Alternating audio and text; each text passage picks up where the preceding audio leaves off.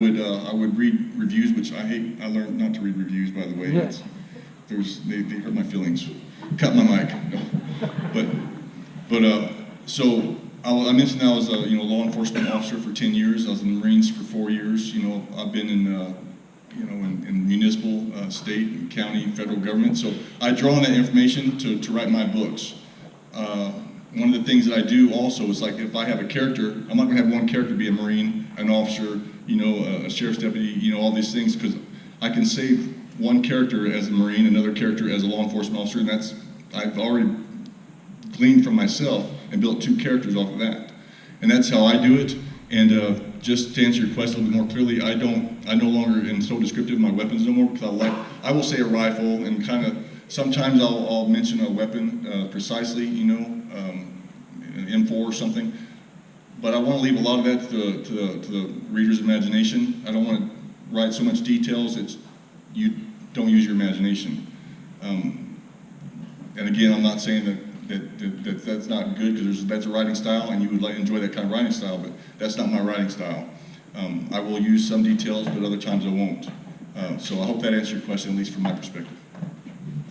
I'll say for me, I have a cadre of folks that I pull information from, if it's of a technical nature, that are subject matter experts, because I don't consider myself an expert on anything.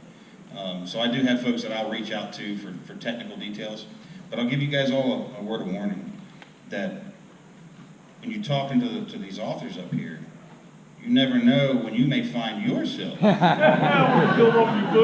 in one of these books, because I've seen it happen. Yeah, I would like to add to that that I look for characters while I'm here constantly. In fact, my book Grace Under Fire that came out last fall happens to have a character named the Mad Mick, which may be a coincidence, or it may not, Richard. Thanks. And truth is always stranger than fiction. You can't make up the best stuff.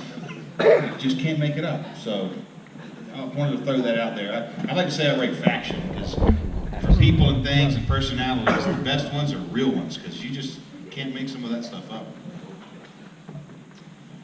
So a little while earlier, I raised my hand as the Seattleite. Yes, I'm a left coast refugee. Okay. I don't know how many people from here hang out back there, but I got disgusted with back there, and my invention of the Kimberly Wood Stove gave me the opportunity to start traveling the country and coming to shows like this. This is my first time here, and I'm truly delighted with the group, the manners of the children here. I mean, just what a beautiful scenario this has been, and for a first-time visit, thank you so much. Having said that, I hate seeing the division between left and right coasts. It drives me nuts. It's very sad. My family. We should shape up. It wouldn't be long. Yeah.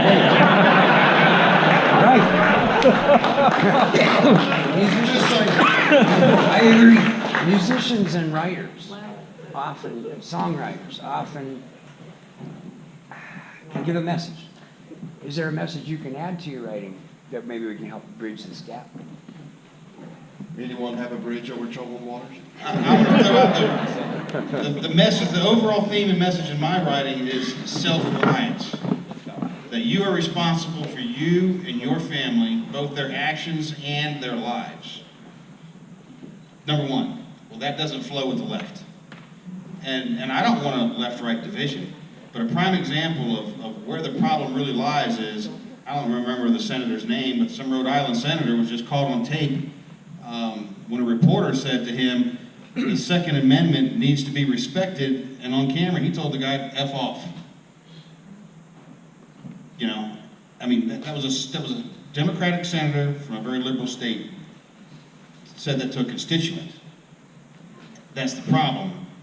We're not the ones, in my opinion, drawing the line, though we need to be careful that we are not the ones that are drawing these lines.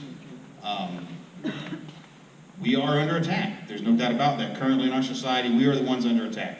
Our values, our thoughts, what we hold dear is under attack. People want to take it from us. We're not trying to tell anybody else how to live their lives, though there are elements among the right that do the very same thing.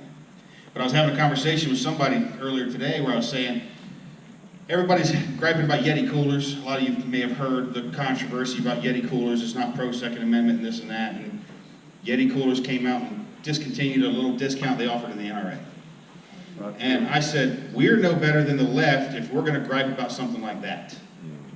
Yeti didn't come out and say we're anti-Second Amendment. They just said we're canceling this little discount that we offered, among many others. And we're no better than the left if we want to fuss about that kind of thing. So we just need to be careful about what we say, because otherwise we're just going to become what we're against. That's all I want to say about that. If anybody, for those of you that have purchased my book, first of all, thank you. But I've signed all of my books exactly the same way, and it's my personal philosophy, and it's also my prepping philosophy, and that is, above all else, be kind. Because we have to be, in a world like that, we have to be the change that we want to see in the world. And it's true even today, that the philosophy that, that I have for when I'm stuttering, I'm so sorry. If I find myself in a situation like that, my first priority, my first rule is if a supplies or a location or a shelter has been claimed by someone else, don't take it. It's not yours. And I lost my train of thought.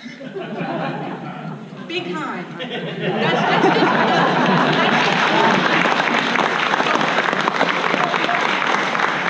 But in the words of Mad Dog Mattis, be kind, but have a plan to kill everybody you meet.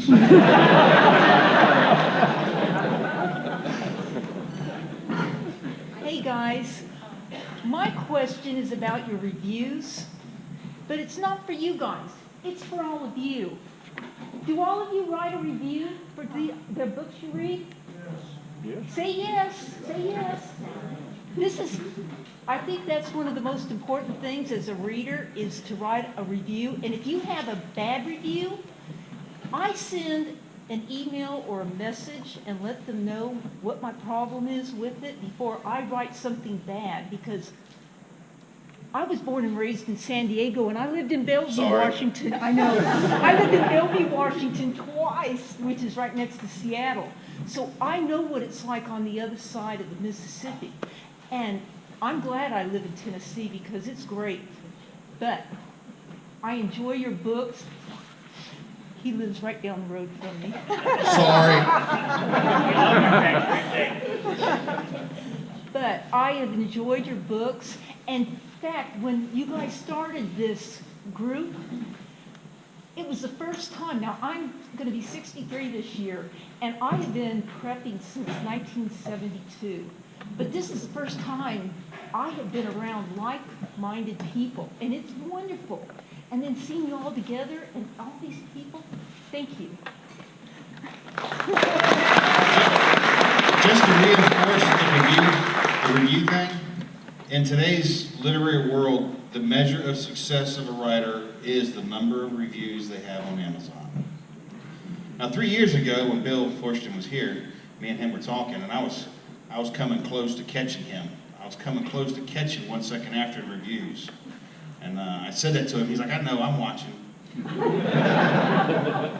And then Amazon deleted 4,000 of my reviews. And me and Bill need to have a conversation.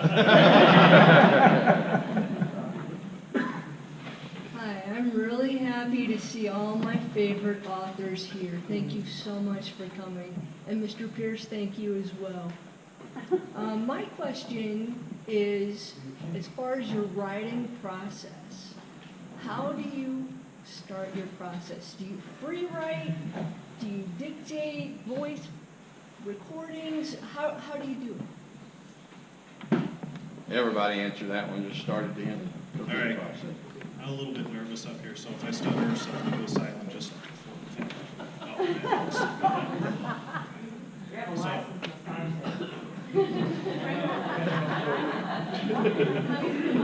So, about my writing process, I can say for me, I've kind of tested things out to find out what I can do and push the limits on word counts for myself. But my process is I usually get a card or just a piece of paper out, and I'll write down plot points for a chapter. I want this to happen, and it's just simple, like one sentence on what it is. And then I set a timer. I write for 25 minutes, and I take a 5-minute break. Even if I don't feel like I need to take a break, I take that break, because what I found out is that enforced break, it lets my mind kind of backfill the rest of what I'm going to write down. And I do that off and on. If I get, and I call them writing sprints, if you get 10, 12 writing sprints in, I can average pretty decent word count. But when my hands start hurting or days that I'm not, really feeling all that great, I can, I do dictate. So I use a recorder most of the time when I'm, like on a trip like this, I'm coming up from Michigan, so 10.5 hours of recording time potentially, and that's coming down. I like that. Well, Coming up. sorry, I'm gonna fall off the edge. No, he's coming up. You've heard of Hell, Michigan, right? Yeah, right outside of Pinckney. But, and I'll dictate sometimes too. And that, for me, is kind of how I get it, 25 minutes at a time with that enforced break, and then, I'll take a lunch break somewhere in the middle. So research, like if I get to a point where I need to stop something for research, I'll just write like an all block cap somewhere, come back later, fill this in. And I just keep going, because if I don't get that first draft out, if you don't get that first draft done, you've got nothing to edit, nothing to rewrite, nothing to add to. So for me, it's trying to get it out first and then going back in and filling in more details. My process is, I don't have one. I write when the mood strikes, and all I do is try to chase the characters around in my head and keep up with them. So, that's really it. It's, my story kind of writes itself. That's what I tell folks, and I just try to keep up. And I might write it, 10 in the morning or 2 in the morning. It depends on when it hits and how long it goes for. And so yeah, they're really in the process for me. And I type everything. I don't dictate nothing. I tried that. It didn't work. I didn't like listening to myself. Y'all probably don't want to either. But I just got to type it, so. I write, and then I write some more, and then I write again, and then when I'm done with that, I write. If you're going to be a writer, you're going to write, and that is the way to become a writer. I started as a pantser, which means you sit down in a chair and you just write by the seat of your pants, but I got tired of having to go back and fix things that I had not plotted out or planned out. And so now I really and truly, I'm probably a combination. I have a loose outline or a loose idea of where I want to be at certain page numbers, and then I let the characters help me get there. I start by, I write it out like I'm trying to tell somebody what the story is. Okay, she goes over here and she does this thing, and I don't know what happens in this part, but I'll figure that out later. And one thing that I did do that a lot of people don't agree with this, but it actually helped me. There's an old quote. It's attributed to Hemingway, but I don't think he really said it. It said, "Write drunk and edit sober." That was Boyd that said that. I got about a third of the way through my first draft, and I hit a wall. I didn't know what to do next. I didn't know what happened next, and I was stuck in that spot for 3 months. And I remembered that quote, and I was like, you know what? I'll try it. So I sat down to my computer by myself. It was just me and a bottle of Moscato. I drank the whole thing by myself.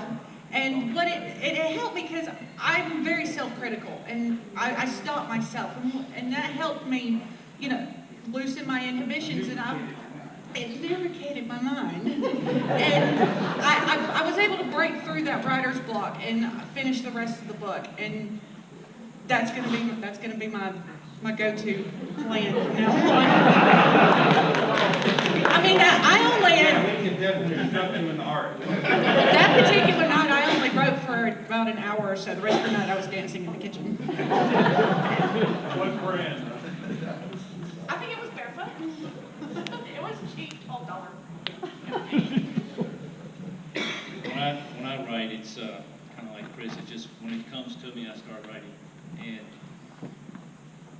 when I wrote my first book, sometimes I was sitting at the subway eating lunch, so I had my little phone and I was typing away, or I was out on a job site and the crew didn't have to have me at that moment, so I snuck in the truck and I started typing.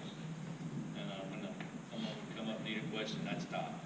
Sometimes it was at midnight, sometimes it was early in the morning, so it's just when it hit me, I'm not organized.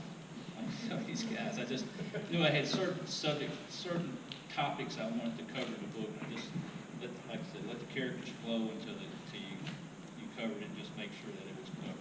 And it's not linear either. I jump around between different parts. In the kitchen. Okay, when I write, it starts out with the outline, all the way from the beginning of the series to the end. It takes me a long time to get from the beginning of the series to the end. In this one, I'm only in 2 books, but in the other series, there's 4. And once I get the outline, then I have to break that up into books. If anybody has seen my office wall on my Facebook page, let's say I do it with index cards, and I go through and I detail characters. You're one of those. I'm one of those. And you don't want to look too closely or you'll see spoilers. Don't be zooming in on it, because if they have little X's on them, that means that they didn't last long. But my writing is it's like a faucet. I was explaining to someone just today. It's drip, drip, drip until something actually just clicks, and then it's just full throttle. So the first novel I put out was not post-apocalyptic, it's psychological fiction. I wrote it in 6 weeks. Next one took 9 months. The next one took, I don't know, 10 or 12 months. This last one I wrote, which was book 2 of the post-apocalyptic, was 6 weeks. So I'm waiting for the click until then it's drip, drip, drip.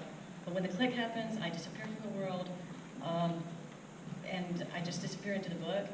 And many people close to me will tell you that they'll ask me questions about the book later, and I don't even remember writing it. It's as if I become the character, and then they're writing it. I'm just writing down what they're telling me, and then it just disappears. So to go back to write again, I have to either listen to parts of the book or read parts of the book again to remind me. But it's a very disorganized process, but it works for me. Except for when everyone says, when's the next book? When's the next book? When's the next book? Is it ready? Are we there? Okay, so for me, the first book popped into my head and it just flowed. It got to about the point where it was almost done and I hit a wall. And I had no idea where I was going to go. So I started, I went and I hit Google. What do you do when you hit a wall? And somebody said, write the last chapter.